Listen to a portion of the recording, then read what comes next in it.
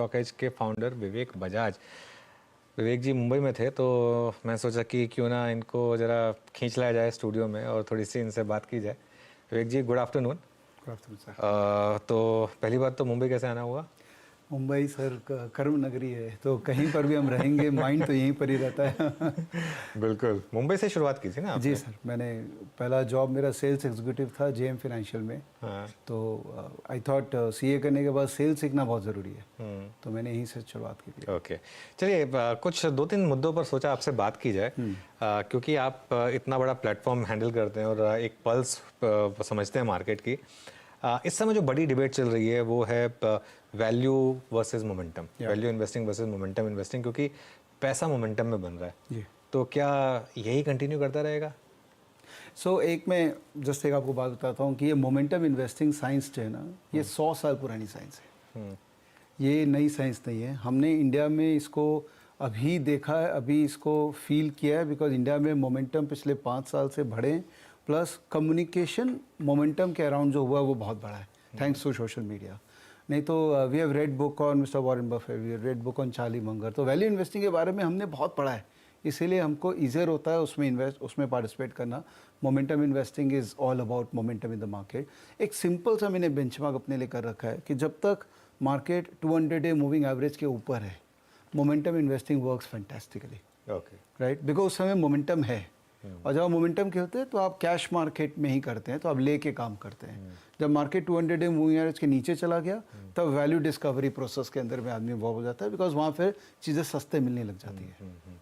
तो इसमें ऑब्वियसली आप इंडियन कॉन्टेक्स्ट में बात कर रहे हैं जिसमें बेयर मार्केट का रिस्क बहुत कम होता है कि अगर 200 डे मूविंग एवरेज के नीचे गए भी तो भी वो विद इन बुल मार्केट एक करेक्शन है। लेकिन पिछले काफ़ी समय से बहुत कम मौके आए हैं जब हम 200 के नीचे गए। हाँ, ये मतलब वी आर ऑल ब्लेस्ड कि बाय ऑन डिप वर्क किया इंडिया के अंदर में पिछले 5 साल में।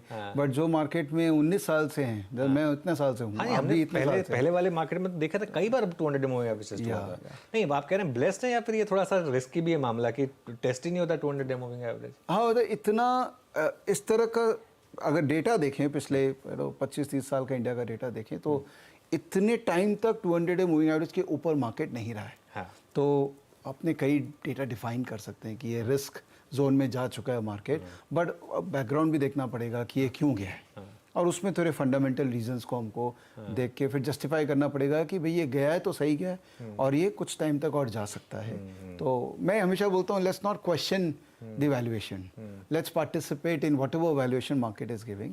तो अगर मोमेंटम राइड करना है तो अभी करिए, it's a good time to ride. पर लेकिन द फैक्ट इज इस तरह के मोमेंटम मार्केट में specially for the retail investor risk भी उतना ज़्यादा बढ़ जाता है। और विवेक, मुझे याद है जब आप लोगों ने शुरुआत की थी 2-3 साल पहले, जब इस रैली की बस 2020 ऑनवर्ड्स जो मिलेनियल्स का पार्टिसिपेशन आया, जो लोग पहले मार्केट को देखते नहीं थे, उन्होंने मार्केट एक्सपीरियंस करना शुरू किया, उन्होंने उस तरह का रिस्क, उतनी वॉलेटिलिटी देखी नहीं है। तो उस तरह के निवेशकों को किस तरह का कॉशन रखना चाहिए, स्पेशली इन वैल्यूएशन पर और इस तरह के मोमेंटम पर? देखिए, एक मैं आपको बात बताता हूँ कि हर मार्केट कंडीशन में कोई ना कोई सेक्टर होगा जिसमें मोमेंटम अभी ओरिजिनेट हो रहा होगा। तो हम जब निफ्टी बैंक निफ्टी देखते हैं तो हमारा माइंड हमेशा बोलने लग जाता है ये महंगा हो गया, ये महंगा हो गया।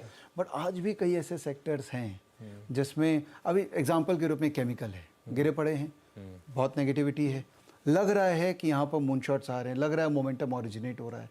तो sector rotation is the most critical thing in momentum investing.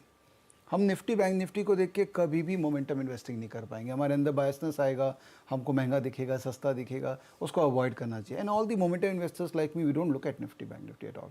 तो आप किस पे देखते हैं फिर? मतलब सेक्टर रोटेशन, अभी कौन सा सेक्टर चला? जैसे last year banking sector has not performed, right? PSU banks perform किए, बट ओवरऑल बैंकिंग इंडेक्स देखेंगे तो लास्ट ईयर परफॉर्म नहीं किया है। तो जो नहीं परफॉर्म कर रहे हैं उनमें ही वापस परफॉर्मेंस आने की उम्मीद है। 32% of Nifty is banking, right? तो हाउ कैन यू से कि बैंकिंग नहीं परफॉर्म करेगा? तो ऐसा नहीं कि मैं अभी पार्टिसिपेट करूंगा, मे भी मेरे ट्रिगर पॉइंट्स होंगे, जब वो आएंगे तब मुझे मोमेंटम दिखेगा, तब मैं उसमें पार्टिसिपेट। तो मतलब अभी भी मतलब चेज मोमेंटम ही करना है, लेकिन मतलब पहले वेट, मतलब भले आपको पता हो कि इसमें वैल्यू है लेकिन उसको बाय तभी करेंगे जब एक बार वो मोमेंटम में आ जाए। एक्जैक्टली। निफ्टी जब तक 200 मूविंग एवरेज के ऊपर है, मैं मोमेंटम इन्वेस्टर ज़्यादा हूँ। जब वो उसके नीचे चला जाएगा मैं अपने आप को वैल्यू इन्वेस्टर के रूप में कन्वर्ट तो केमिकल्स एक सेक्टर होगा जिसमें आप लुकआउट पे रहेंगे कि जैसे मोमेंटम आना शुरू होगा उसमें फिर जनरली क्या होता है, जो ऑलरेडी कर रहे हैं पार्टिसिपेट, जो उसमें मोमेंटम है उसमें तो पोजीशन है ही, राइट। बट जो सेक्टर में अभी गिरे पड़े हैं और मोमेंटम आ सकता है, वो ट्रिगर का वेट करेंगे। अगर उनमें ट्रिगर आ गया तो उनमें रिस्क रिवॉर्ड फेवरेबल है, क्योंकि जो ऑलरेडी चल रहे हैं, जैसे एग्जांपल है शिप बिल्डिंग जो चल रहा है इतने दिनों से। आज अभी हम बात भी कर रहे थे एक मैनेजमेंट से। हाँ, तो शिप बिल्डिंग क्यों चल रहा है? बिकॉज एक गवर्नमेंट की पॉलिसीज के कारण, डिफेंस एक्सपेंस के कारण, और एक्सपोर्ट भी अब हो रहा है, तो वो सब के कारण एक नैरेटिव बना जिसके कारण वो सेक्टर में इंटरेस्ट आ गया, राइट। वो इंटरेस्ट रेवेन्यू में कन्वर्ट हुआ क्वार्टरली रिजल्ट्स के थ्रू।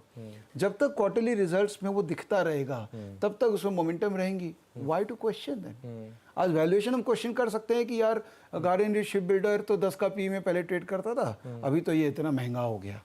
महंगा तो आपको लग रहा है बिकॉज आप भाव से कंपेयर कर रहे हैं। आपने 200 रुपये का देखा है गार्डन रिच, आपको लग रहा है 1000 रुपये तो बहुत महंगा हो गया, 900 रुपये तो बहुत महंगा हो गया। बट अगर अर्निंग सपोर्ट कर जाएगी तो ये 900 रुपया 2000 क्यों नहीं हो सकता है? That is the philosophy of momentum investor, never question the valuation. Okay, तो रिसेंटली ये जो अब फिर से इंडेक्स अब लाइफ हाइज पर आ गया और आज ऑफ कोर्स हमने देखा निफ्टी बैंक की तरफ से भी मूव आया है। किस सेक्टर में सबसे ज्यादा फिर मोमेंटम को आप लोगों ने राइड किया है? कहाँ पर वो एक्चुअल अल्फा बना है? देखिए, सबसे ज़्यादा वेरी ऑनेस्टली फाइनेंशियल सर्विसेज ने बहुत इजी अपॉर्चुनिटी दिया हम सबको, क्योंकि हम लोग सबको ही उस इंडस्ट्री के पार्ट हैं। तो it was easier for us to identify stocks like CDSL, BSE, CAMS. और जब से जियो फाइनेंशियल का आगमन हुआ है, तब से हमको सबको पता है कि म्यूचुअल फंड इंडस्ट्री तो और भी बढ़ने वाली है। तो infrastructure provided of the providers of that industry, well not classical banks but ये पूरा स्टॉक मार्केट से रिलेटेड, स्टॉक मार्केट से रिलेटेड, करेक्ट। तो वो एक राइड हुआ है। उसके अलावा आई मीन कई ऐसे सेक्टर्स हैं जिनमें टेलविंड मिला है, पार्टिसिपेट किए हैं उसके अंदर में। But again I tell you, उसमें पार्टिसिपेशन कंटिन्यू तभी रखना है अगर अर्निंग सपोर्ट करे, नहीं तो निकल जाइए और दूसरे सेक्टर के अंदर में अपॉर्चुनिटीज है उसको ले लीजिए। Vivek, good afternoon, Virendra this side, Delhi studio से। आपने मोमेंटम इन्वेस्टिंग की बात करी, आपने अपने 200 डिमा एक्सपोनेंशियल एवरेज के कॉन्सेप्ट की बात करी। मैं आपसे एक और चीज़ पूछता हूँ, आपकी एग्जिट थ्योरी क्या है? किस सेक्टर को और किन सेट ऑफ स्टॉक्स को अब एग्जिट बोलना है? फॉर इंस्टेंस कुछ काउंटर्स को, कुछ सेक्टर्स को हम सिक्लिकल मानते हैं, फॉर इंस्टेंस मेटल। कैसे तय करते हैं आप कि अब इसको हमने मोमेंटम को खेल लिया, अब एग्जिट करना है? आपकी एग्जिट अप्रोच क्या होती है? ठीक है, मैं आपको एक है ना एनालॉजी देता हूँ, गाड़ी की रेस की एनालॉजी देता हूँ, ठीक है। तो अगर सपोज़ आपको ये उस गाड़ी में बैट करना है जो गाड़ी सबसे तेज़ है या जीत सकती है उस दौर को, तो जो पहली गाड़ी होगी आप उस पर बैट करना चाहेंगे। तो पहली गाड़ी पहली कब रहेगी? जब वो दूसरी गाड़ी से आगे है। इसका मतलब the strength of first car विज़ the second car, इसको रिलेटिव स्ट्रेंथ कहते हैं।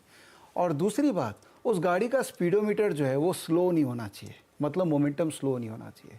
जो सीरियस मोमेंटम प्रैक्टिशनर है ना, उन्होंने सबने अपना एक फ्रेमवर्क बना रखा है और दिख जाता है उस फ्रेमवर्क के अंदर में कि गाड़ी स्लो हो रही है या आउट परफॉर्मेंस जो है वो रिलेटिवली कम हो रहा है, तो एक बार उससे निकल जाना चाहिए। तो it is more mathematics, we don't rely on our gut. हम जजमेंट नहीं क्रिएट करते हैं। जैसे वैल्यू इन्वेस्टिंग में एक चीज़ है कि आपको सब्जेक्टिविटी भी देखना पड़ता है कि मैनेजमेंट ये बोल रहा है, शायद कर लेगा, गवर्नमेंट का इंटेंशन ये शायद हो जाएगा, तो काफ़ी सब्जेक्टिविटी है उसके अंदर में। बट जब हम मोमेंटम इन्वेस्टिंग पर प्योर मैथ्स में उसको कन्वर्ट कर लिया कि रिलेटिव स्ट्रेंथ अगर स्ट्रांग है और मोमेंटम है स्टॉक में, तब तक राइड करो, जहाँ स्लो डाउन दिख रहा है वहाँ एक बार एग्जिट कर जाओ। ओके, विवेक, सिंस आप का इतना बड़ा क्लाइंटेल रिटेल का है, इस समय कुछ पल्स पकड़ पा रहे हैं आप? किस तरीके के प्रोडक्ट्स की डिमांड है, क्या रिटेल चाह रही है? क्या सिर्फ F&O चाहती है रिटेल, या फिर इन्वेस्टिंग में भी कुछ ज़्यादा मतलब ऑप्शंस मांग रहे हैं आपसे? नहीं, मुझे लगता है कि retail has become very mature. जो पुराना 5 साल या 10 साल पुराना रिटेल था ना, एक सेगमेंट ऑफ रिटेल है जो मैच्योर है, जो समझता है इस चीज़ को कि भाई मेरे पास इतना ही समय है हफ्ते में देने के लिए, तो वहाँ मैं ऑप्शन ट्रेडिंग करूँगा तो अपना हाथ जलाऊँगा। तो वो लोग डेफिनेटली इनोवेटिव इन्वेस्टमेंट प्रोडक्ट्स की सर्च कर रहे हैं और स्टॉक्स के अंदर में काफ़ी इंटरेस्ट है। नॉट कि स्पेकुलेट करना है लोगों को, बट एक ये जो बाय ऑन डिप इंडिया में वर्क किया है ना, उससे लोगों को बिजनेस समझना और सही बिजनेस में पार्टिसिपेट करने का एक हैबिट आ गया है। एक सेगमेंट ऑफ मार्केट पार्टिसिपेंट, मैं ये नहीं बोलूँगा कि सबको ही करने लग गए हैं।